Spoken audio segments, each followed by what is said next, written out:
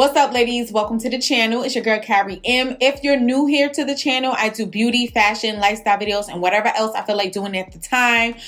Please make sure you hit that red subscribe button and turn on post notifications so you don't miss a thing when I upload. If you aren't new, welcome back, boo. Let's go ahead and get it pop in. So this is kind of sort of a part 2 of another video that I've just done. So if you did not see the last video, I basically broke down my whole history dealing with PCOS, when I was diagnosed, how it happened, the symptoms that I have, all that kind of stuff. Basically give you a backstory of my PCOS, okay? And that is because as stated in that video, I have been kind of giving you guys updates and videos on my PCOS pregnancy journey, but I've noticed that I've never really give you guys my back history on what I've been dealing with having PCOS, period. So I went ahead and did that. So if you want to see that video, feel free to go ahead and check it out. I will link it down in the description box. I will definitely say it gives you more of a better understanding of kind of what I deal with the PCOS. So the pregnancy PCOS videos kind of makes a little bit more sense. Okay. So we're going to go ahead and jump right into this video. So this video is more so of a few life updates, and majority of it being about my PCOS pregnancy journey. And you guys voted in the community tab for this video to come out before my perfume collection haul. Well, it's not a haul, it's just my collection. And so we're just gonna go ahead and get started. All right, so we're gonna take a way back for the people who are probably new to my channel or seeing my video for the first time. So I've been doing, I think for a year and some change. It was December of 2020 when I first made a video on my channel discussing that my husband and I were going to try to get pregnant and have a little one, and basically that my journey was going to be a journey because I have Polycystic Ovarian Syndrome. And so I've been kind of just sharing to you guys some updates and stuff like that, okay? So this video is going to be another update because I think the last one I did was probably in the summer of last year, which would be somewhere around like August 2021 or something like that. So right now we're in March of 2022. So let me let you know what's been happening, okay? So we're going to take it back to the last video. I don't remember everything I told you, but during that specific time, I've kind of been talking and discussing with you guys how I wasn't really feeling the metformin. So I was on metformin back in December 2020. My doctor gave me some metformin to take to kind of regulate my cycle so I can get my menstrual cycle every month so I can ovulate, so I can try to conceive, right? So like I said, if you guys want to see the last video that I just made, you will know everything I've been going through. So this will kind of make sense. So come August, summer of last year, I just completely stopped taking the metformin because it sent me to the hospital, and I discussed it in that video. So if you want to see that video, I will definitely link that down below because that metformin was not good for my body at all. Since I've stopped the metformin, a lot of things just been happening, just life things, you know. The whole rest of the end of last year was kind of like blah, and we really haven't been trying that much at all, to be really honest with you. During that little break that we took, not like it was a scheduled break, it was just a natural break. We didn't say we're going to take a break. It just ended up being a break, if you get what I mean, of just trying the mental. It's just needed some woosah. January, I was still recovering from Omicron, and y'all know what that is.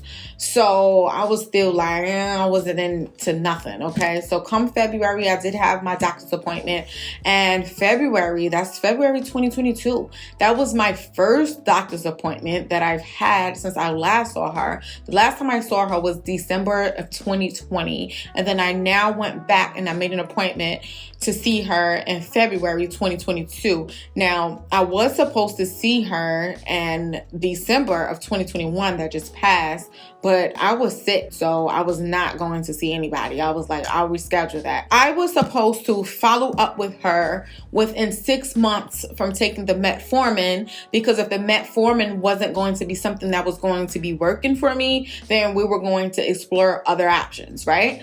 I didn't do that. And like I said, that's because basically during that August time, that was a little bit over 6 months, but once August was over, I told you the rest of the year was kind of blah, like things were just not going well. So I didn't bother checking up with her. I figured I'll just wait until I'm in a better mind space, right?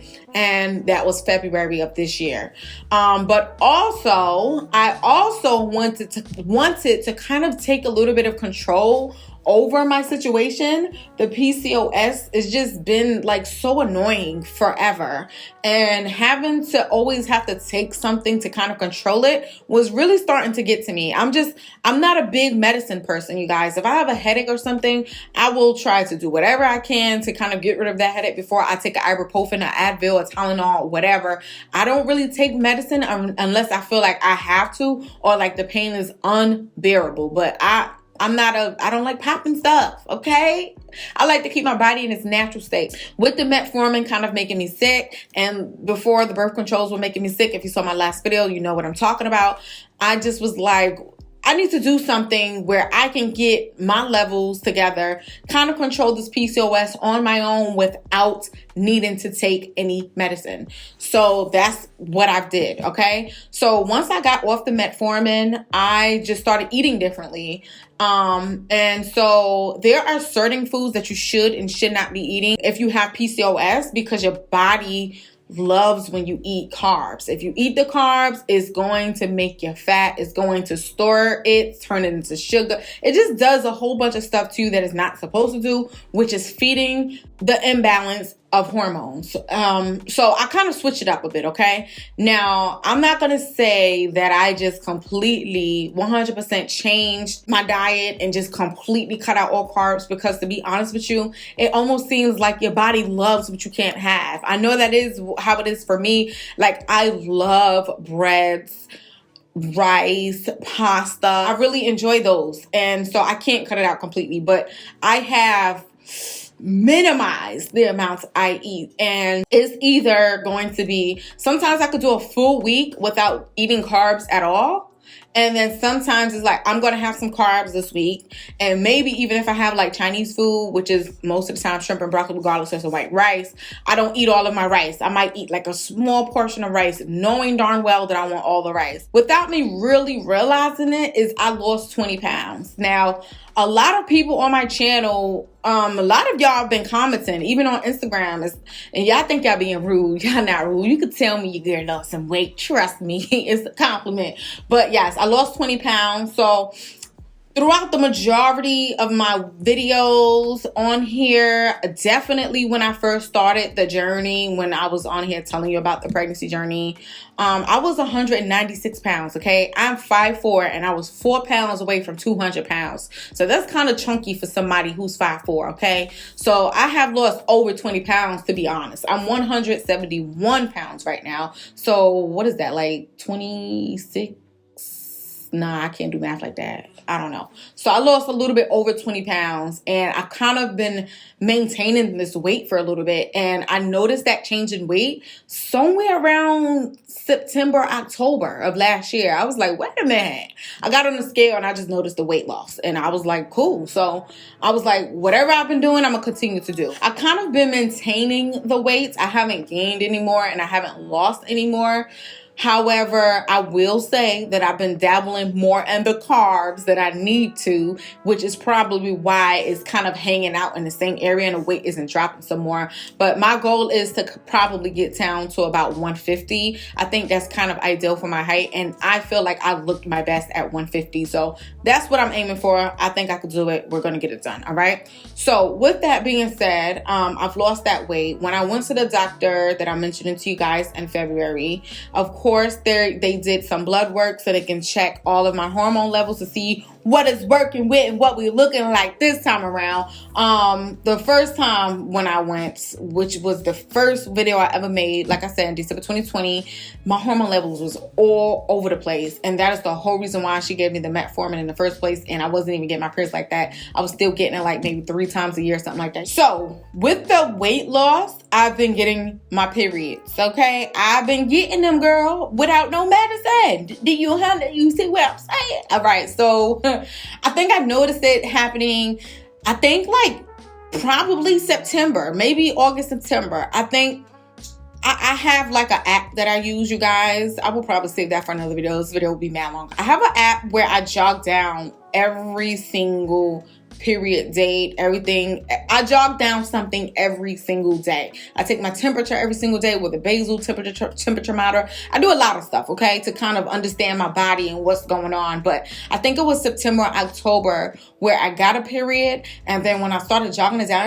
every month or every time I got it, I noticed that it was kind of coming more often. So it stopped coming every 3 times a year, and it started coming like every month besides like 1 month. I think it came like September. It might have skipped over October completely, and then it came like the end of November and then the end of December. It didn't come at the end of January. It came at the beginning of February. And then this is March. Did I get it here in March? Yep, I got it at the beginning of March. I sure did. So I'm kind of getting like a little rotation going on here. Now, I'm not going to say that it's like 100% like on schedule, like every 28 days. It's still a little wonky. It comes within a range. So maybe every 28 to 40 days. Like that's how it is. It's like between day 28 and day 40, I can expect a period. So that's why it might not come that's why it didn't come at the end of January. It waited a couple more days and it came at the beginning of February. So that's how it's going. But I've been kind of getting them like every month or so. So I'm like, that's cool. So taking it back to the doctor's appointment, we did the blood work, and my hormone levels actually came back pretty decent this time. So basically my doctor said that the hormone levels when she did the blood work is actually not that bad. She said that is looking pretty decent. So I'm like, decent like what it's supposed to be, like normal, or is it like decent, like you could do some work? So she basically said that it looks pretty good. It's like borderline normal, but it's like it's on the borderline of being normal. So she said it doesn't seem like it's anything to worry about. Whatever I've been doing, I need to keep doing. So I already know what that is. That's the diet change and that's the exercising. So I'm going to continue to do that. Also, when I went to the doctor, that was the first appointment, right? She also set me up to get a FemVue. Oh my goodness.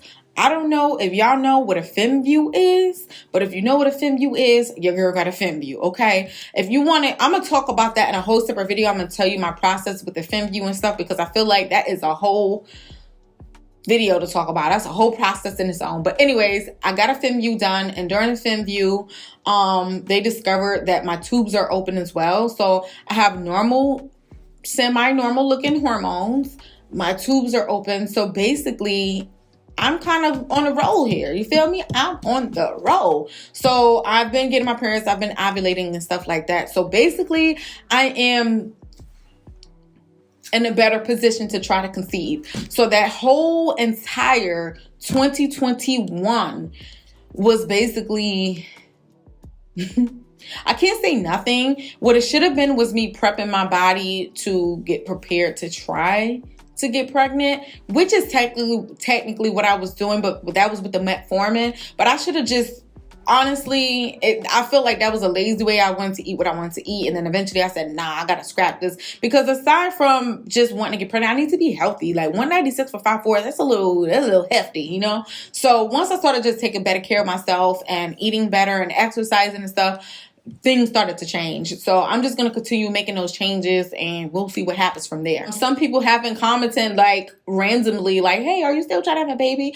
I sure am. But now I feel a little bit more inspired to do so. I feel a little bit more confident in trying. I feel a little bit healthier. Like I do feel healthier, you guys. I feel less heavy. I can breathe a little bit better. I can move a little bit better. I feel stronger. Like it's a big difference in how I feel. And I think my mental has a lot to do with it as well. You know, sometimes I go through depression, and sometimes I look at the world and things in a negative way, and it's not something I want to do, but it just happens. But lately I've been working on that. I've been working on myself, and I've been kind of keeping a more positive mind space. I've been just taking a little bit better care of myself. I've been looking at things a little bit better. I've been just feeling great. I've been feeling good. So I think that has a lot to do with it as well. You know, stress and stuff like that can actually keep fat and weight on you too.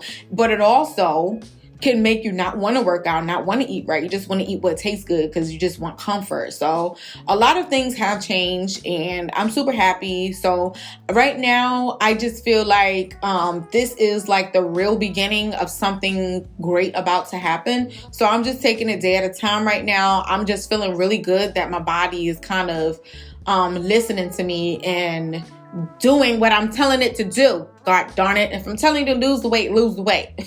So it's finally on track and it's following me and it's doing good. You know, it's doing real good. So I'm not mad at all. I'm super excited about that. So hopefully I'll have an update soon about being pregnant, you know. I don't know how long it's going to take, but we'll see. I think what I'll do is I'll make another video. I have a lot of videos I could do on this situation, but I don't want to make this video too long. But I actually monitor when I will or will not be ovulating, and I think that is really important to do if you have PCOS and you're trying to conceive, because you don't get a normal menstrual cycle. And even like me, like I said, it's coming every month. It's not coming the same day every month. It's not coming every 28 days or so. It's still coming every 28 to 40 days on the random. So I still have to make sure I pay pretty close attention to things that are happening in my body, changes. And like I said, one thing that I do is I take my basal, I use my basal thermometer. I take my temperature every morning at the same time, and I do charting. I chart. Charting is basically just charting down your temperatures at a certain time every day. It's a lot of things that I do, and I pay a lot of attention to with my body to see when I will be ovulating or something like that. And I know I'll be on track. Let me take it back. Last month when I went to the doctor, I knew that I was ovulating within that day or the next 2 days, because, you know, I tell you, I keep up with it, you know, I stay up on game. I'm gonna make that a separate video so you guys can know what I'm talking about. But I knew that I was going to be ovulating and it was going to be like a perfect time to try to conceive. But because I was going to the doctor, not only for the blood work and the update on my situation and trying to get pregnant, but I was also going to get my annual. So I did not want, you know, her to be doing an annual and, you know, it's stuff up in there that she ain't got no business looking at. So I was like, we're not going to do that. I'm going to keep it clean. But I'm bringing that up to say, when I did go to the doctor, she did say, she said, oh, it looks like you might want to go ahead and try to conceive when you get home. And I was like, I knew it.